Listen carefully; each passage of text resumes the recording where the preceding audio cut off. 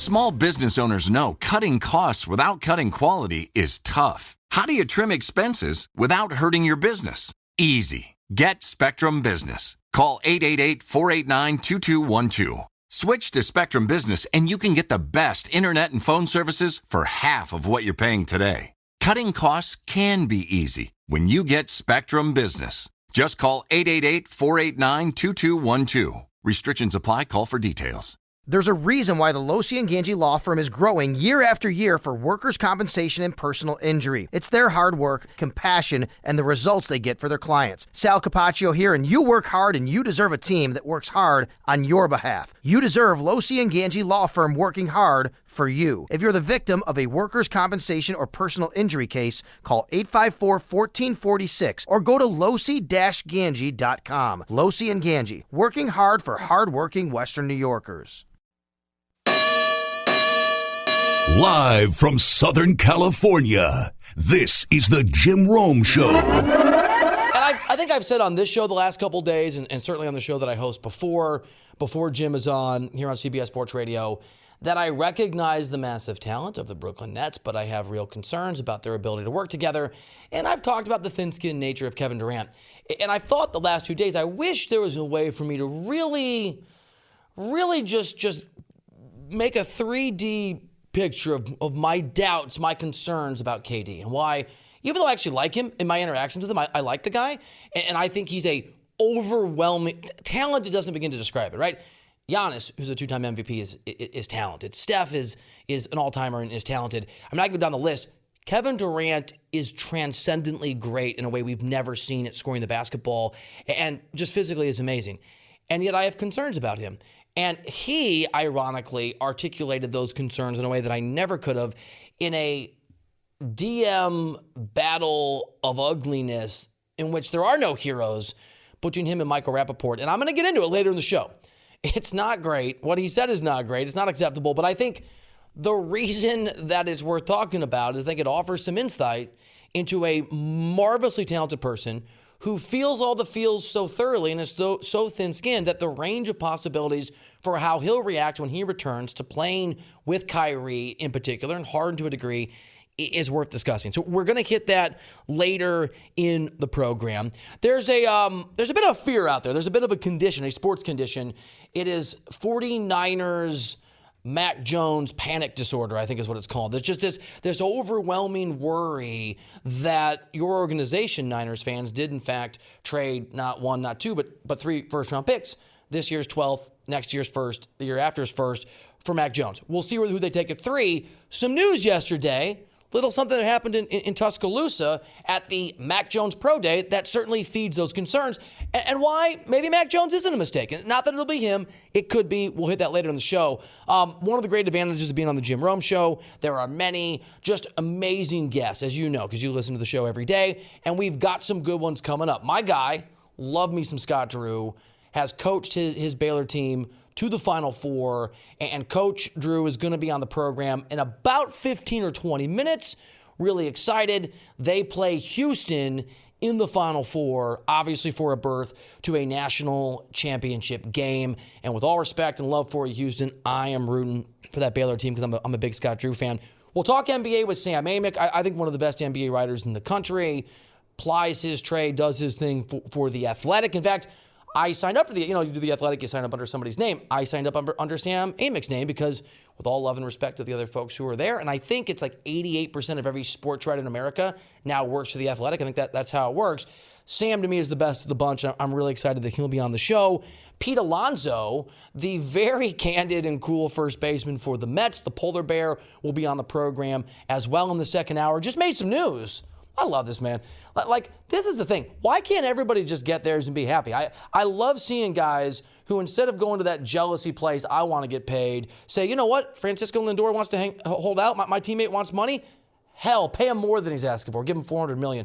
We'll talk to Pete about that. Looking forward to that conversation. And Jerry Hairston Jr., former Dodger, former Yankee, will talk some baseball with us toward the end of the program. So I I apologize if you bet on USC, and I apologize to my bank account for having done so. I was on USC. I felt good about it. I thought it was going to work out, and not only did USC not cover, I bet $100. I'm not going to let them, but the people I bet with, if they were so inclined, should have access to my bank account to just take another $100 from me, even though I didn't wager it, because that's how bad of a bet it was. That is how dominating that Gonzaga team is. And I was trying to get my mind around yesterday. I actually haven't been out in a long time until this week, and I decided, because I want to take in the vibe of what feels like live sports, and I had the advantage of being in Southern California. There are outdoor bars. Obviously, USC and UCLA played yesterday, so I went to a bar in Venice, California, and it felt almost like being at an event.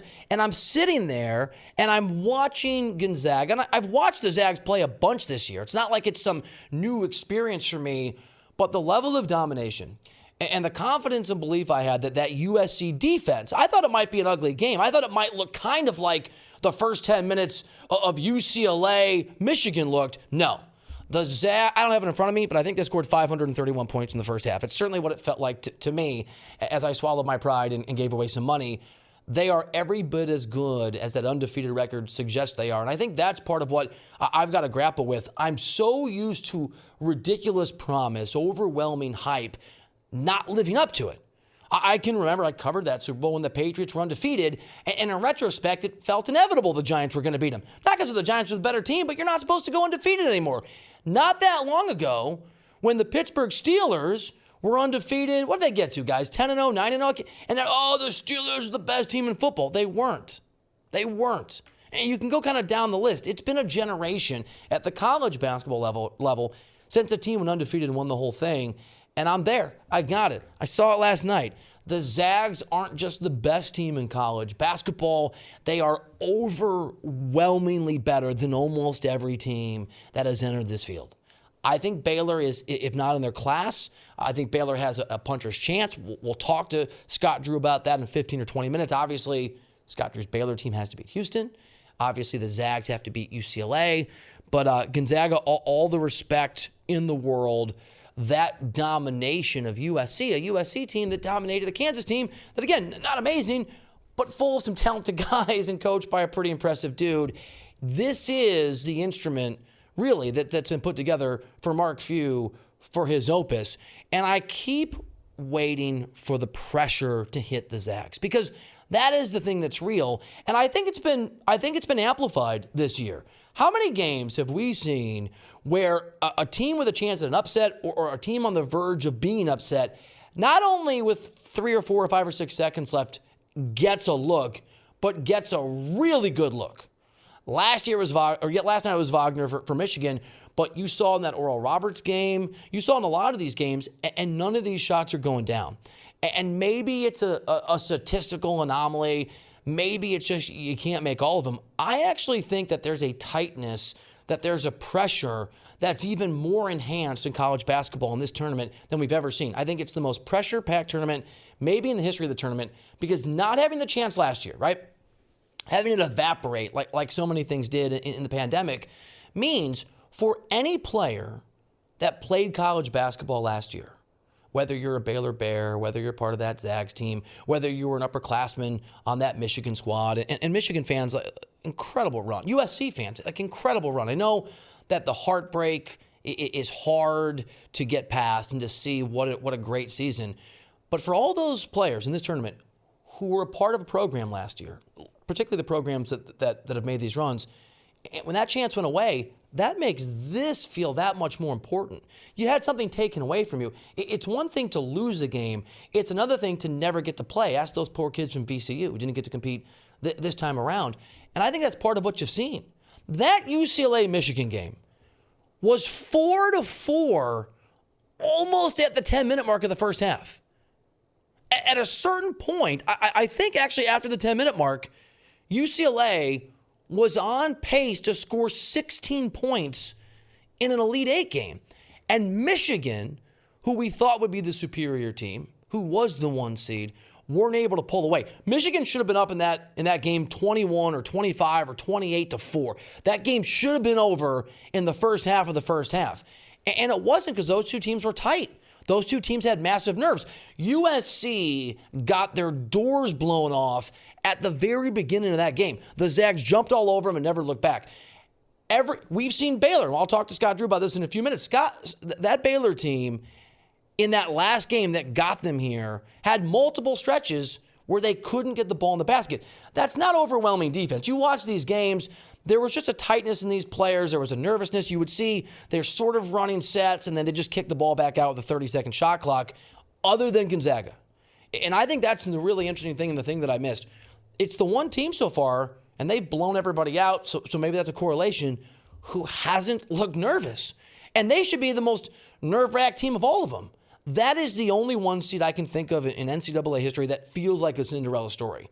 That I was nervous. I wanted USC to win, right? That's the weird thing about sports gambling. I bet on USC.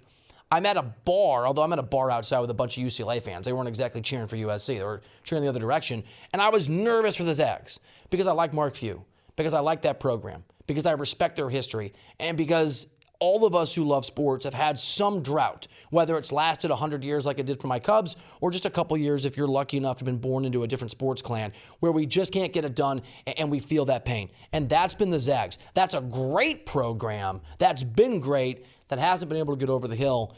And I think there's only two things I think that with all respect to UCLA, and I don't want to sleep on what you've done and the run that you've made, and I recognize not just the games that you've won, but you had to win the play-in just to get here. Against Michigan State, obviously pretty good program, pretty good tradition. But I think there's two forces that can stop the Zags. I think the second most likely force that stops that Gonzaga team, I'm done betting against them, by the way, is Baylor. And Baylor's got to get there. I get it. But if Baylor can play, I don't like the idea of a perfect game, but if they can play one of their better games, if they can play around their best and hit a bunch of three-point shots, I think they can compete with Gonzaga. And the other thing that I think can beat Gonzaga is Gonzaga. And the human nature, the reality of what it feels like, that pressure. Every one of these games feels different. And having had the opportunity, and I'm fortunate to have covered a bunch of these tournaments, there aren't many sporting events where I feel nervous as a journalist sitting right in the stands watching the game. An elimination game of an NBA Finals, there's so much nervous energy that it hits you like a wave. But it doesn't really hit until the end. Same thing for a World Series, and maybe big at bats at the end of games. There's a nervous energy that comes, and even Super Bowls don't feel that way until the very end of the game because there's so much other things going on. But it is pure fear and nerves, and that your hairs stand up when you're at an NCAA tournament game, and it increases by 5 or 10-fold as every game advances. I'll be curious if Gonzaga, which now is, and they were clearly before, my eyes have been opened, whether or not the reality that they are markedly better than everybody else, and they have a history that they haven't lived up to, but they're trying to, whether that weighs on them eventually. And the other thing that I want to say before we get to Scott Drew, and I don't want to hate on the fact that it wasn't a great game. I'm talking about the second one. Really, neither game were overwhelmingly amazing, although UCLA against Michigan was a great ending. And, Michigan had a chance. Both those teams had trouble scoring at the beginning of the game and at the end of the game. That's nerves, as we've talked about here on the Jim Rome Show. Bill Ryder filling in for Jim.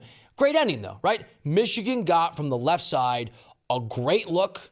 You had a beat to kind of set yourself, and it was an air ball. And you got the rebound. Michigan got the rebound and just couldn't even put up a shot that approximated something in the region of the rim. But the other takeaway for me from that, there's two. One, those teams, and again, congratulations to the Bruins, and maybe I'll eat some crow on this too. I don't think so. They're just not in the same class as Gonzaga. They're just not. Those were two teams at a very different level, at a USC level, which is why the Zags didn't just dominate USC. The Zags opened for a reason as the biggest favorite in the history of a Final Four game. They are something in the neighborhood of, I think it's 16-point favorites. The number's been moving a lot. I saw as low as 13.5, and I saw 15.5, and I think it was 16 as I was sitting down. And then here's the other thing. I'll just share my personal experience, because we are, I think, getting back to normal at some point. We have vaccines that are being administered around the country. We had good news today that I think it's children 12 to 15. I have a soon-to-be 12-year-old daughter, so it's great. The Pfizer vaccine is shown to be in a pretty good sample size of trials absolutely effective with kids, we can glimpse some really good news, right? I was out with a buddy of mine who works for the Lakers and is an NBA guy, and he was just talking from an NBA perspective. I said, when's the next time you think there will be games and it'll be full of fans and I'll be taking my kids? And he said 6 months to 12 months, 100% normal NBA experience. And I got a taste of that last night. It was a bar. It was a random bar in Venice, California, and it was outside, but it was really cool to be watching an amazing event, or at least a dramatic event in that UCLA game, surrounded by UCLA fans. My buddy was rooting for Michigan, and the energy and the anxiety and the joy, I felt like I got to reach out a little bit and touch what's coming in sports, and it was a hell of a good feeling. Are you craving some great protein after a good workout? Of course you are, except this time, don't make a shake. Don't eat a bar. Grab a bag of beef jerky from Old Trapper. Why Old Trapper? Well, it's awesome. And because Old Trapper beef jerky is tasty and tender, it's made with real strips of steak and quality spices that are smoked over a real wood fire. And on top of that, Old Trapper is a family-owned business that takes smoked beef extremely seriously, and you can, in fact, taste it in every single bite. I mean, who wants dried, rough beef in a bag? Nobody. Old Trapper is the real deal, and it comes in 4 amazing flavors: old-fashioned, teriyaki, peppered, hot and spicy if you need a little extra zing. So the next time you want a great protein and energy snack that you can have anytime, anywhere, reach for a bag of Old Trapper beef jerky. Look for it in major retail stores near you. If you don't see it, ask for it by name, because no other jerky compares. Old Trapper, what's your beef? But how gracious of Scott Drew, that head coach, who you would imagine is probably a pretty busy guy right now, making time to join us here on the show. Coach, let me just start here. Thank you and congratulations. I know there's work to do, but congratulations to you and your guys and that program on what is so far an incredible, incredible run. Well, thank you very much, and it's a pleasure being on your show with you. When we were building the Baylor basketball program, you came in and you helped make sure we were doing things right and helped lay that vision out for us. So I remember those early years when you came in and believed in us. So thank you very much. No, it's been amazing to watch you guys do what you're doing. And I'm curious, obviously you have a lot of work to do. You have a very tough game come up against Houston. How long do you just let your guys and let yourself and your staff party, celebrate, kind of feel what is a pretty amazing historic thing? Well, I can tell you that we had the 24-hour rule, and we needed it because I stayed up till about 5:30. I think everyone else stayed up till at least 4 to 6, somewhere in that area. And, with the phone nowadays, you have so many people reaching out, and you want to get back to them and thank them for all that they've done. And so we didn't get much sleep, but last night was a good night's rest, and now we're ready to focus on Houston. And the good thing with Houston is we have Coach Brooks on our staff, and his dad is on the Houston staff. So a lot of common friendships, relationships. A lot of our players played AAU basketball, high school basketball against or with Houston players. So know each other. We're always cheering for U of H because of Coach Brooks. And personally, I really appreciate Coach Sampson. I coached against him when he was at Oklahoma. And then since that time, he's always been really gracious. I've learned a lot from him. Respect what a great coach he is. So and it's great to have two schools from the state of Texas in the Final Four, and great representation because there's so much good basketball in the state, so many talented players. And over the last 15 years or close to 20 years now, the state has really poured a lot of money into the basketball programs. I know the AAU programs are really good. So hopefully in the future we'll have more and more schools represented from the state of Texas. Scott Drew here on the program. Coach, I don't know that I've ever asked you this on the radio about what you inherited, because obviously that's a long time ago, and that was a very ugly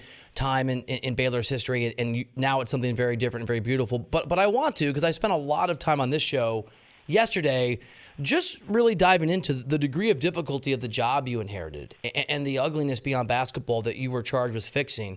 Do you allow yourself, even though that's almost 20 years ago, have you allowed yourself to look back and just take stock of how in the world you took a program that was literally in shambles and have now made it a program that's a perennial winner and in a Final Four?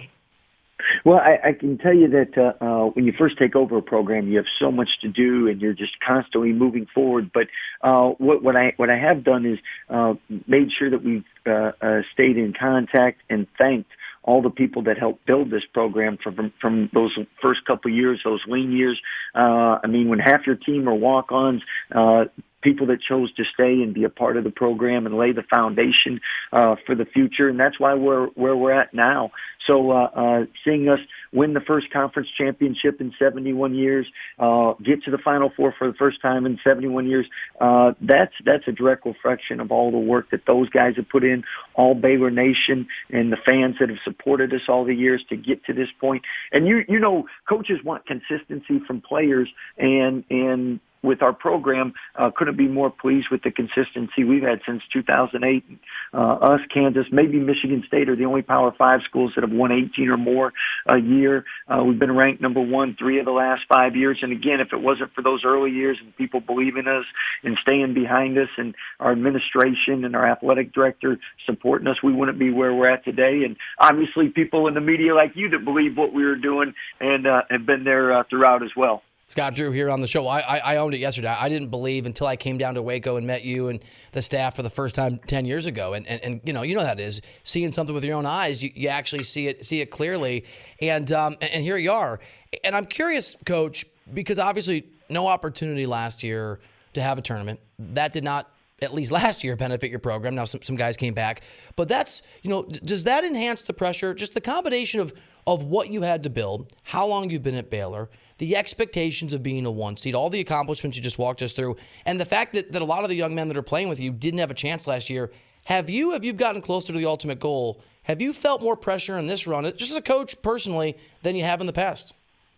Actually, what we've all felt is a lot more thankful and appreciative. And what I mean by that, until something's taken away, you don't realize. I mean, March Madness is something everyone dreams about, but you never dream about it being taken away. And last year we were on the verge of being a number 1 seed, first time in school's history. And when that was taken away and everyone chose to come back so they could have a chance to be a part of March Madness. I know one of our GAs was on the team last year, Obin, and he's cutting the net down, and he's like, this is for Freddie and Devontae. And those guys that didn't have a chance last year and they returned for this year, we've just been that much more appreciative and can't thank the NCAA enough for putting the bubble together and allowing us to have the tournament, because at the end of the day, it is such a once-in-a-lifetime experience. And the best team doesn't always win, as we know. It's a 40-minute game. The NBA's 4-7. If you wanted the best team to win, we'd have 4 or 7 games, and that's what makes it so exciting. But being able to be a part of it and having that opportunity, I know we're really thankful. Pressure-wise, I think that's how I would spin it, and I think that's how our guys feel. Coach Scott Drew here on the Jim Rome Show. Scott, that Arkansas game, I mean, you guys got up, I think, as 18, and they give them credit. They didn't quit. They cut that lead. They made some runs, and there were several stretches there where your guys just had trouble making buckets. It just 2, 3, 4, 5 minutes where the offense just had some struggles. What are you saying to guys? Like, take us behind the curtain a little bit. What are you saying when a team cuts that kind of lead and the offense is stalling a little bit to your guys in those moments, in timeouts and just times on the sideline with them? Well, I think, first of all, we prepared them going into the game, and we knew Arkansas, Coach Musselman, the way Arkansas plays, well coached, they're going to go on runs. So regardless where it's at, up, down, it's going to be a game of runs, and that's the style they play, which has been so successful for them. So our guys were prepared for runs. And then at the same time, we do have a mature group and an intelligent group where when things aren't going well, we're not pointing fingers. It's everybody, okay, what do we need to do? How can we buy in? How can we help? It's much more like that than a younger, more immature group that gets rattled easy. And that's a big reason why we've been so successful, why we won 23 in a row last year. Actually, why we've been the winningest team in the Power 5 the last 2 years is because the maturity and the toughness of this group. Scott Drew here on the Jim Rome Show. Scott, you have to play who's in front of you, and so Houston has not played a team yet that's not a double-digit seed, and that's never happened before. That's no criticism of Houston. That's who's been in front of them. Different story for you guys. You had to go through a Villanova team that's won a couple national championships the last few years, and your guys, the best three-point shooting team in the country, had an off night, at least in terms of three-point shooting. You had to play that Arkansas team that made a run, and Mitchell was in foul trouble for a huge chunk of the game. I'm curious if that road, those struggles, those challenges, you think, provide your team an advantage, just what you've been through when you go into that Final Four game against Houston? Well, I think that's what makes March so special. And as we know, that seed number, 11, 12, whatever it is, it doesn't matter once you step on that court. And I think obviously Houston has had tough games, and they've had to beat good teams. We've had tough games, had to beat good teams. I know. With us, Wisconsin was also a dog fight. They had 4 guys that were fifth-year guys that didn't want to go home as well. So I think no matter who you play, it definitely is survive and advance. And Houston's been able to do that. We've been able to do that. So much respect for the teams we've played. And one thing that you love about March Madness is teams that you haven't seen as much about, and then you watch them play and you prepare for them, and you respect them that much more because you know how good they are. So every game that you win, every game that you play is a great game in the NCAA tournament. Right now, one thing with us in Houston, it'll come down to who's best on that day for 40 minutes or 45 or how long it takes. Scott Drew here on the show. Scott, you not only are you here now on the Jim Rome Show, you were gracious enough, I think last Friday, just a few days ago, to be on the program with me that I host before Jim's show in the mornings. And you said something, and we played the clip, I think, on Monday, and it turned out to be so prescient. You talked about how that you just can't always make shots. And there are going to be times where teams don't make shots, including teams like Baylor, who is the best three-point shooting team in the country. And you referenced the defense, and how the defense is better than perhaps people know, maybe better than it's ranked in KenPom or other places. And that's certainly been true as we've watched those games since you and I talked last. Can you just give us a sense of where you think that defense is, and maybe why the casual fan didn't understand how good you guys could be defensively? Appreciate the question, and obviously I knew that we'd struggle shooting. I didn't know it'd be 3 for 19 against Villanova that bad, but you got to win when you can't make shots. And our defense going prior to the pause was top 3 in the country, and then we had a 3-week pause. We came back and we dropped to as low as 44, and once we lost in the Big 12 tournament, we were able to have some practice days, and I thought that really helped us. And our defense has now climbed back up to, I think, 27th. And are we the 27th best defense? No, I think we're a top 5 defense. And I think as we continue to play, hopefully that will show and continue to improve and get better. Now, you're playing against great teams and great offenses, and sometimes they make tough shots. But I think every coach agrees you just want to not give them a good look, and you want to have them score in a way. If a guy's a shooter, make him a driver. If he's a driver, make him a shooter. Make things as tough as possible. But the teams that are left, they've made plays, and you got to be good on both ends to advance. Coach, you referenced Kelvin Sampson, who's a remarkable coach as well. Great story for him and his program. What do you know about Houston as it relates to what they do well and what you need your team to do well to try to come out on top of that game? Well, they're an elite defensive team. I think second in offensive rebounding, and Coach Sampson's phenomenal getting his teams to compete on the glass.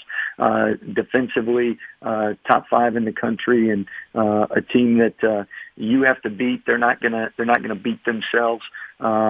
A lot of toughness, a lot of grit.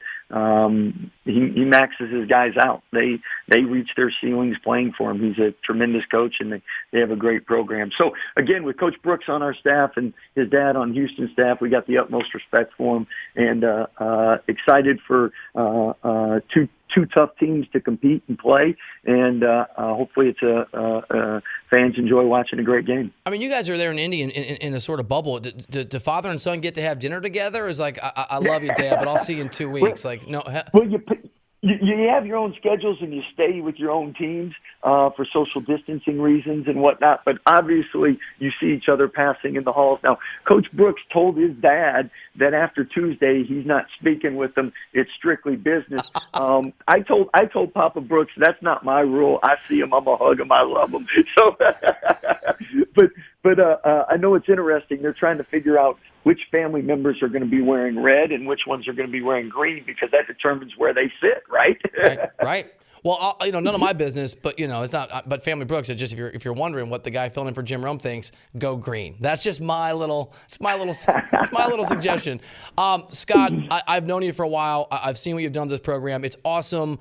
I love it for you. I love it for your kids. I love it for Waco. And it's really nice. I get how nice it is of you to make time to do this. So thank you. I know you got to get back to work. I will be rooting for you. The whole Ryder family is rooting for you. And I really appreciate you, and I'm really happy for you. Well, appreciate you coming down all those years ago and helping make sure that we got this program up and running. And you're always welcome in Waco, so appreciate you. When you call a Dell Technologies advisor, you are talking to somebody who is not waiting for their turn to speak. No, they actually want to hear what you have to say. They're focused on you, ready to give advice on everything from laptops to the cloud, and offer tailored solutions powered by Intel vPro platform to keep your small business ready for what's next. Our advisors listen, so you know your small business needs have been heard. Call a Dell Technologies advisor today at 877-ASK-DELL. That's 877-ASK-DELL. I wasn't sure if I was going to read you this this Kevin Durant explosion of anger and insecurity that he directed at Michael Rappaport, but I'm going to.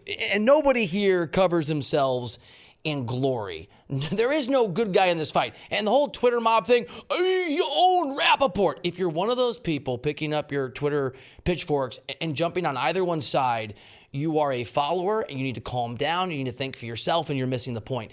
The reason that this is relevant, other than the fact that Kevin Durant explodes a lot of homophobic / misogynistic garbage in Michael Rappaport's direction, is Durant's complicated, man. I actually like Kevin Durant in my limited interactions with him.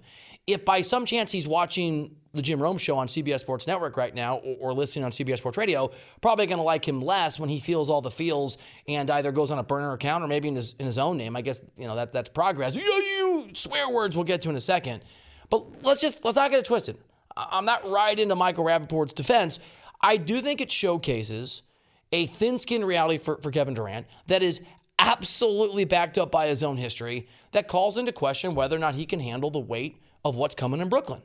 Look, before there were super teams, LeBron James, who is mentally tough in the extreme and makes Kevin Durant look like a 4-year-old by comparison as it relates to sort of mental acuity and maturity in these moments, LeBron James was broken by the pressure of what they created in Miami. And their Chris Bosh, Dwayne Wade, LeBron James, their talent clustered together, I think, had a similar overwhelming ratio to the teams they had to play because there weren't super teams. Dirk was the one star on that team. Derrick Rose was the one star on that team. Yeah, the Nets are the most talented team in basketball, sure, but you've got AD and LeBron James together. That's a pretty good cluster of talent. You've got Kawhi Leonard and Paul George together. That's a pretty good cluster of talent. I won't go through the entire roster of every team in the National Basketball Association, but it's different now. And LeBron couldn't handle it. And you think Kevin Durant's going to handle it? I doubt it very much. I'm going to read this to you, but I'm also just first going to read you a tweet from a comedian named Ian Carmel, no Carms, no foul, because I just want to set the proper context for the right view on how you should view both Kevin Durant and Michael Rappaport in this exchange. And it is this. This Kevin Durant-Michael Rappaport thing is a story so devoid of heroes that AMC is probably going to pick it up and win like 15 Emmys. That is 100% correct. All right. Here we go. I can't use all the language, but I'm told I can use the B word. So, Lori, I know you're watching this at home with Henry, my 8-year-old son. Henry, I love you. It is time to go play Legos and turn off the TV. Come back to CBS Sports Network in a few minutes. So, by the way, Rappaport again. Yeah, thin-skinned, not exactly the paragon of being upright and classy and not feeling all the feels all the time. But what he tweeted is not that big a deal. Kevin Durant did a post-game interview. He was very sensitive. That's what KD does. And Rappaport tweeted, KD seemed deeply in his feelings with the NBA on TNT crew after the game. Damn it, he's super sensitive about everything. Don't do the interview. That is not, to me, the end of the world. That is not a casus belli. That is not a nuclear bomb that has been sent off in Kevin's direction and besmirched his honor so thoroughly we have to have some modern version of the duel in Twitter DMs. But that's what we got. Here's Kevin Durant responding. The first one, you a bitch. Okay. We got a little response here from Michael Rappaport. I won't read you. Just do the bleeping interview. Goes, and then Kevin goes on. I did the interview, you private part head. Although he didn't say private part head. Tell your daddy Chuck to be better at his job and frame his questions better. He gave me 2 options for that dumbass question, yes or no. Can I just pause here to say, Kevin Durant can't take questions from Charles Barkley? Charles Barkley's in the Hall of Fame, man.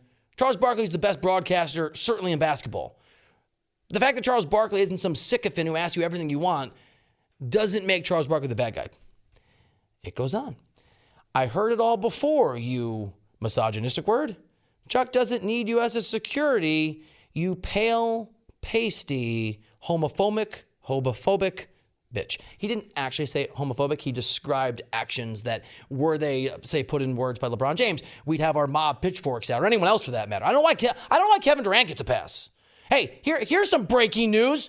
Don't be racist. Don't be misogynistic. Don't be homophobic. It's not okay. It's not okay. And the other thing becomes, when you have a righteous vision that you want to sell on social justice or on treating men and women the same way or not being homophobic, you can't just, be like, oh, that's what I believe, but I'm going to put that aside because I'm going to tear into this group. I'm going to practice this ism. Get out of here, man. All right, let's go on.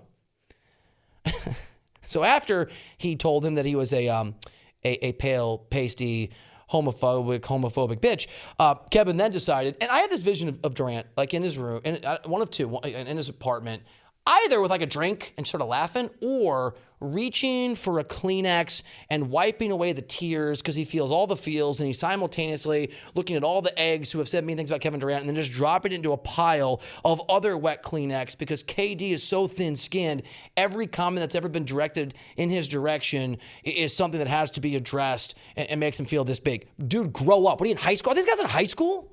Meet you behind the lunchroom to fight you. Okay, he goes on. I'm not making this up, but this is actual Kevin Durant stuff. I swear I'm going to spit in your face when I see your dirty ass. Bet your life on it. I can't wait till Kyrie Irving throws some shade in Durant's way in a game when things go badly or at a press conference, and he turns to Kyrie and says, I swear I'm going to spit in your face right now in your dirty ass. He goes on. Meet me on West 17th tomorrow at 10. He's actually asking Michael Rappaport to meet and fight him. Or better yet, what's your address? 10 a.m. at Catch Steak on the corner. Meet me there. Kitty cat. And it's not really kitty cat, and he's not actually using a euphemism for a furry animal. It's something else, but you can use your imagination. Ooh, yeah. Rappaport goes on, little smack talk, and then Durant continues. You a bitch for even caring how I do an interview. All you do is homophobic other men for attention. Trump didn't pay attention to your sorry ass, so now you want to use everybody else to get views and laughs. Your life is a joke, you bleeping, pale, homophobic action. Go get some sun, it's bleeping with your brain, piece of poop. Didn't actually say poop. There's more. I'm going to stop there, and I'm going to make the point that I want to make, and it's this. And I don't want to hear that Michael Rappaport shouldn't have released it and it's private. It ain't private. I got a radio host in LA who makes fun of me all the time. 2 pretty good rules. 1, who cares? Who cares what that guy says? Who cares what anybody says? Grow up and get over it. And 2, if I'm dealing with someone in the media who doesn't like me, I'm not going to pretend that sending them a text message or an email or a private DM is going to be private. If Michael Rappaport or anybody else jumped into Kevin Durant's DMs and directed this kind of garbage, homophobic if that were the case, sexist if that were the case, racist if that were the case, Kevin Durant would put it out there. That's the world that we live in. So I don't want to hear the whole Rappaport shouldn't have done this. There's no heroes here. There's no heroes in this conversation. To me, the insight is that Kevin Durant is so concerned. No offense to Michael Rappaport, but who cares what Michael Rappaport has to say? Seriously. You're rehabbing from an injury. You are the catalyst when you return for the most promising and interesting, but I think volatile team in the NBA. You have a history of actually being put out when people chanted Steph for MVP when you play with a guy named Steph Curry who had been a 2-time MVP. This is a guy who's actually done burner accounts on Twitter in order to go attack people who have eggs. Look, I'm a nobody. And I'm certainly a nobody compared to Kevin Durant, who's an absolute, somebody's not the term. And I, at 43 years of age, know enough to know it doesn't matter. It doesn't matter. I've had 10 years to get used to it, right? Deadspin wrote about me the first time for about 1 hour. It was, oh, that feels uncomfortable. And then my editor called me. This is amazing. Yeah, but Deadspin called me a total moron. I know, it's great. Traffic's up 300%. That's how it works, man. It doesn't matter what people say. I haven't looked at my at my Twitter mentions, because when I'm on the Jim Rome Show, there's a whole variety. I'll look at all of them. I'll take none of them personally. And if somebody uses racist or misogynistic or sexist language, right, or whatever, brings up my family, there's a mute button. It's pretty simple. Then I'll go on with my life. This, to me, reflects a problem for Kevin Durant. And I know we're running out of time here. Let me leave it here. This, Kevin Durant just told us, with his silliness and his vapidness and his insecurity and his thin-skinned nature and the fact he went down to the same level as the guy that he supposedly is criticizing, this is why I doubt the guy. And I want him to be good. I like him in my interactions with him. He's a complicated human being, but he is the worst on Twitter, and he feels all the feels, and he's got to grow the hell up. Look to Russell Westbrook and what he said about what it means to be a real champion. Look to LeBron James, who learned to take the criticism. You don't have to love it. You just got to love yourself enough and believe in yourself enough. You stop acting like some 11th grader.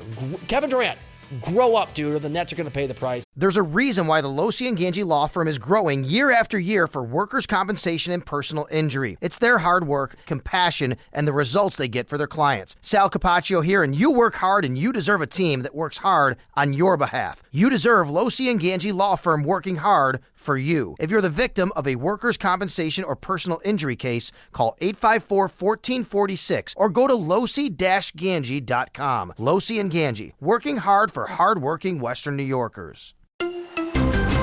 Small business owners know cutting costs without cutting quality is tough. How do you trim expenses without hurting your business? Easy. Get Spectrum Business. Call 888-489-2212. Switch to Spectrum Business and you can get the best internet and phone services for half of what you're paying today. Cutting costs can be easy when you get Spectrum Business. Just call 888-489-2212. Restrictions apply. Call for details. These are the final seconds. The lead in the fourth. Can they hold on to it? That do or die time. And everything rides on one shot. But it isn't going to be that easy. And it's a one-point game. This is down to the wire. They're going to try the three-point attempt. One shot to take you to the top. One winner. This is clutch basketball. That's the NBA playoffs. That's game. I love The Athletic, but I signed up because of Sam. He's the guy that pulled me in. I wanted to read his work, so I went and did the Sam Amick Code and found a lot of other great stuff too. And he joins me now. Mr. Amick, what is up, my friend? Mr. Ryder, thank you for the kind words as always. Good to be with you. Good to have you. Hey, let's dive into some of the tough stuff early. You're almost certainly going to have an MVP vote. You do every year, and I've had them at times. I don't know if I'll vote, but I know that it's a really tough year to try to peg a number one, even I think a 1 to 5. What does your ballot look like right now? I know there's a ways to go, but what are you sort of projecting?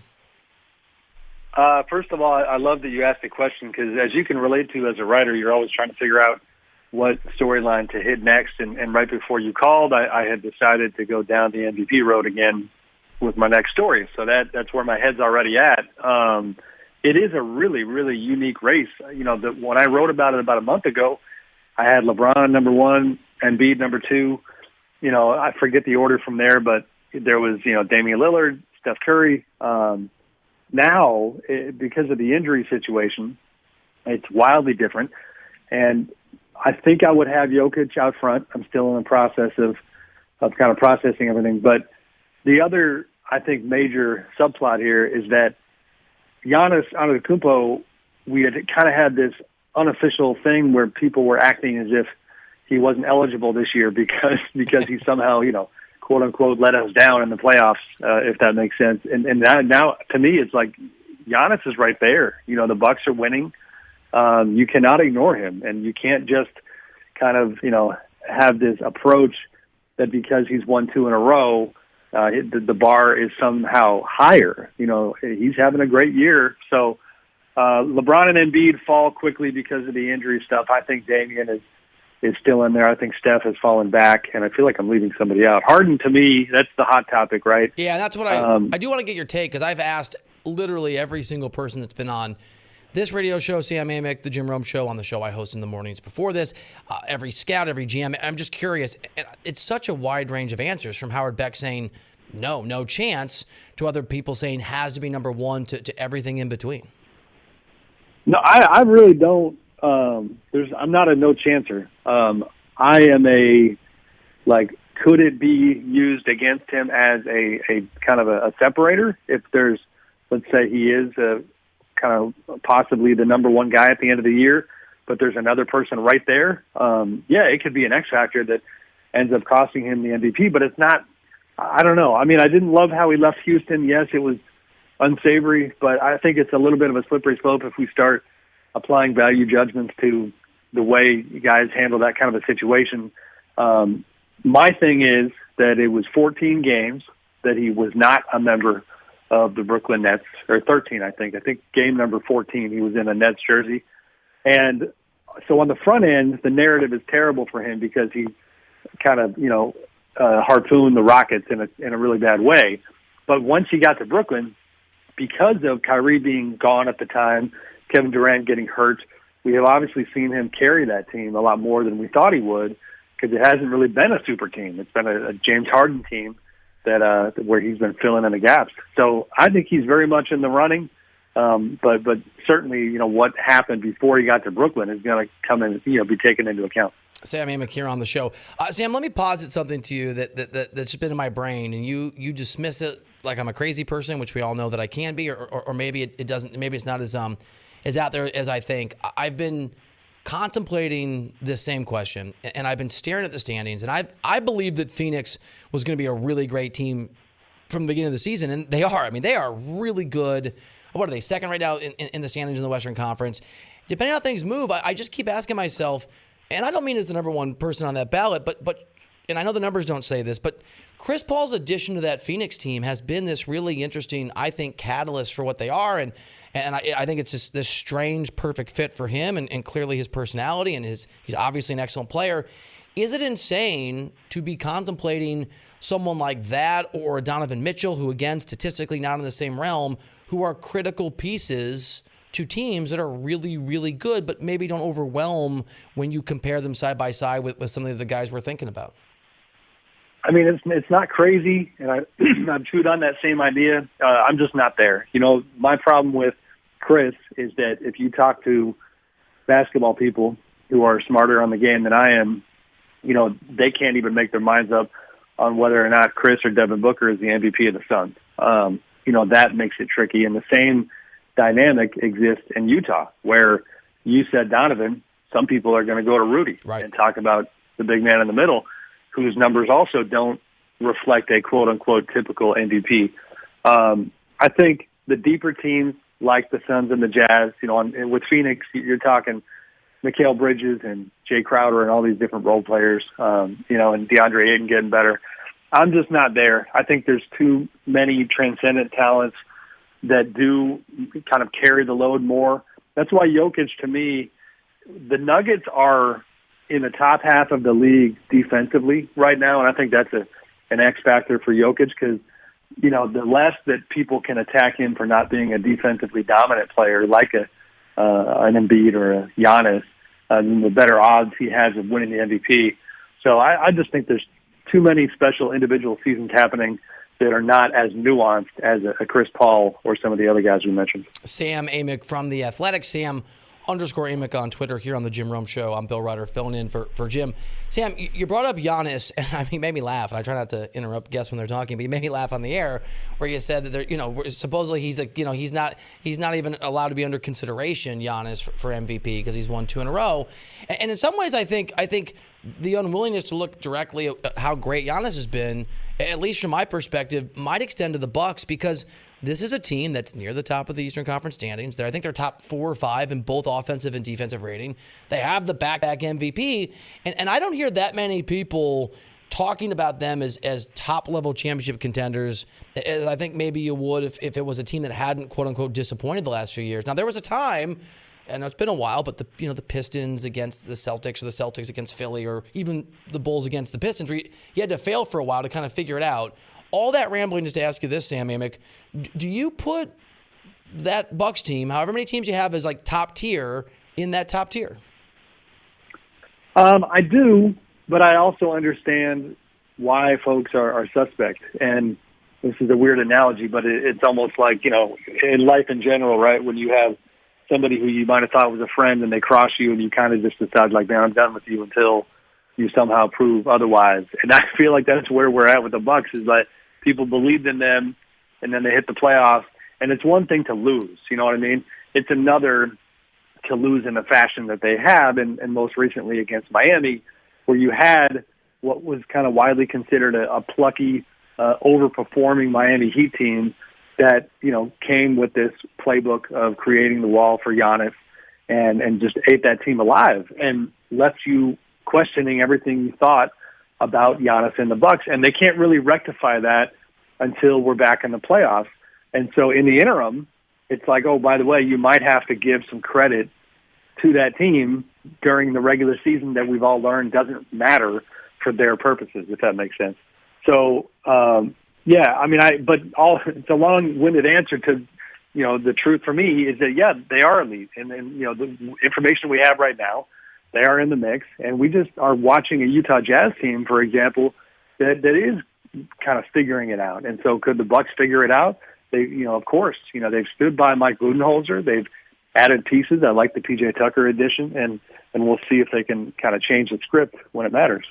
Sam Amick, we're friends here, so this is just your call, but it can be very therapeutic to just name check people on national radio, and this is the Jim Rome Show. So whoever that friend was that betrayed you, if you just want to get it out there, if you want to just air that grievance, this is a safe space for you. I'm just we all know that's the only reason I'm on the show, Bill, is you're trying to make up for that one time you crossed me, you know.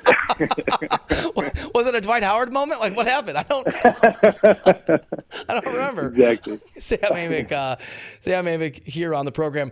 So Sam, I just got done talking at some length about a story that I think has no heroes, to say the least, and that's the Kevin Durant, Michael Rappaport private, no longer private DM exchange. I don't know if you followed how much you've seen this, but it was not the world's loveliest level of communication or even appropriate from Kevin Durant to Mr. Rappaport.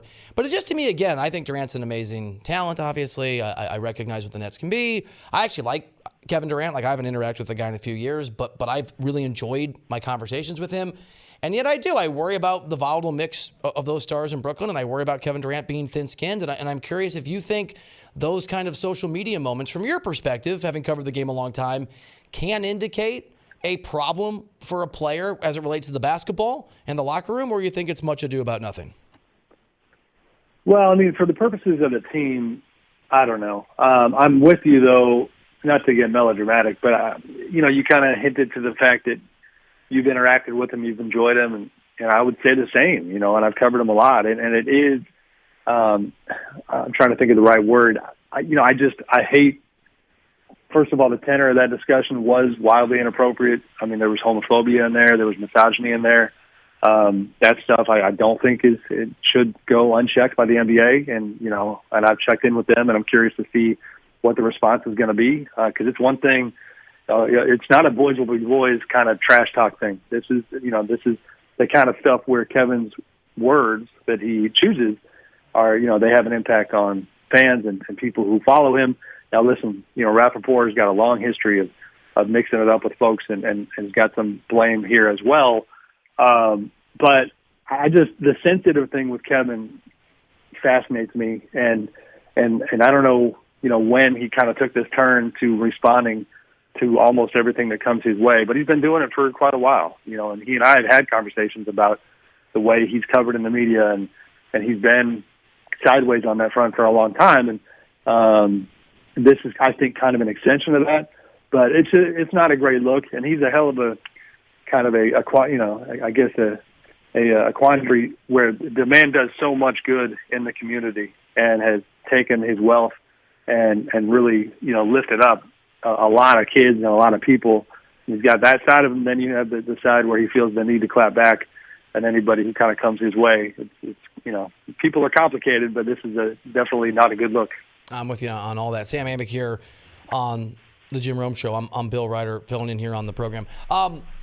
Sam, I know that it's hard to guess, especially when it comes to the Lakers and injuries, but as best you could prognosticate, what is your level of concern for the Lakers once we get to the postseason? Right, once we're there, what is the level of concern you have if you're a Lakers fan? I'm pretty high if I'm a Lakers fan right now on my level of concern. I think that a couple things come to mind.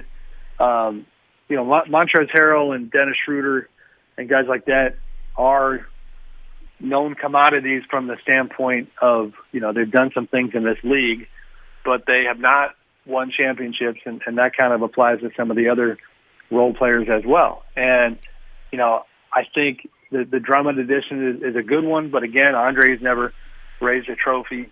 And so I don't know what to think of kind of their chemistry and their connectivity and their culture, really, because, those guys now are obviously carrying a much larger load than they thought they would need to because of LeBron and AD being out. To me, it's question marks everywhere. And maybe have recency bias, but I feel like the parity is off the charts, where if I'm taking the Lakers or the field, I'm definitely going with the field at this point, because, LeBron is Superman, but he kind of showed like a couple weeks ago or last week that, he does get hurt and he's going to be out for quite some time, and they are not going to have a lot of time, I don't think, to try to get it together in time for the playoffs. Sam Amick, you're a good man, dude. I appreciate you. I apologize for those Dwight Howard jokes. I did betray you. I'm glad we could get over it. We'll be reading in The Athletic, Sam_Amick on Twitter. Best to your family, buddy. And I, like we all do, look forward to things being wherever they're heading, to the point where I can see you in person and say hello. Thank you, brother. Good to hear from you. Appreciate you, Bill. Good night now! There's a reason why the Losi & Ganji Law Firm is growing year after year for workers' compensation and personal injury. It's their hard work, compassion, and the results they get for their clients. Sal Capaccio here, and you work hard, and you deserve a team that works hard on your behalf. You deserve Losi & Ganji Law Firm working hard for you. If you're the victim of a workers' compensation or personal injury case, call 854-1446 or go to losi-ganji.com. Losi & Ganji, working hard for hardworking Western New Yorkers. For the ones finding new ways to ensure the job always gets done. For the ones wearing many hats. For the ones who are hands-on, even from far away. And the ones keeping business moving forward. We are Grainger, offering supplies and solutions for every industry, with 24/7 support and experienced staff at over 250 local branches. Call, click Grainger.com, or just stop by. Grainger, for the ones who get it done.